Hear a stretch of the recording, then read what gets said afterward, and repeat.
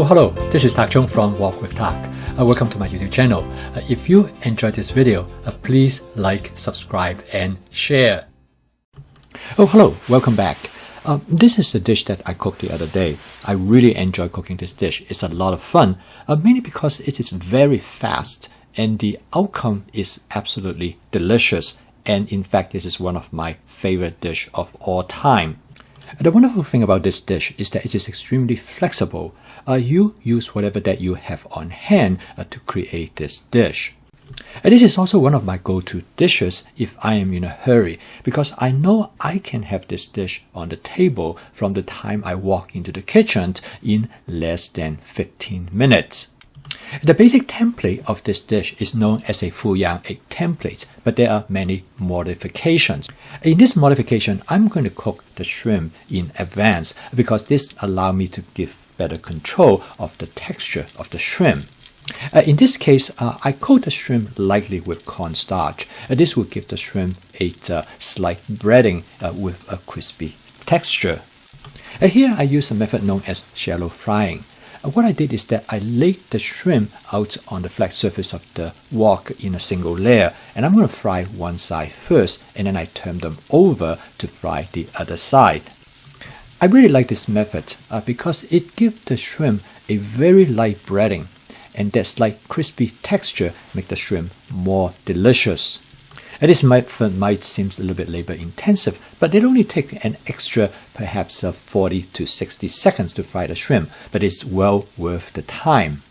This is the reason I always cook my shrimp separately first rather than mix it with everything, because this will give me much better control of the texture of the shrimp. I guess this is a part of flavor chasing to reach the texture that you desired. And now you see I have switched to the wok spatula to finish cooking the shrimp, and now I'm going to set the shrimp aside. And next I added just a little bit more oil. I'm going to fry the egg. Now the wok actually well seasoned by now because frying the shrimp actually seasons the wok. I beat up 6 eggs in advance to cook this dish. The wok must have a very nice non-stick surface in cook the dish because you do not want the egg stick to the surface of the wok. If you're using the wok just to cook this egg dish, you must make sure that the wok is well seasoned. You can use my spot seasoning method to achieve that. As you can see, the egg cooked very rapidly at this point. Make sure you control the heat. Next, I season the egg with my basic seasoning mix. Right away, I add some cherry tomatoes that has been sliced in half. I then fold the egg over the cherry tomatoes as if I were making an omelette. Instead of folding the egg over the tomato just once, I fold it over gently several times. This actually will allow the tomatoes to be slightly cooked. I follow that by adding the shrimp to the wok. At this point, the dish is done. I turn off the heat. Finally, I'm going to garnish the dish with some scallions. This method is a mixture between a scrambled egg and an egg omelette.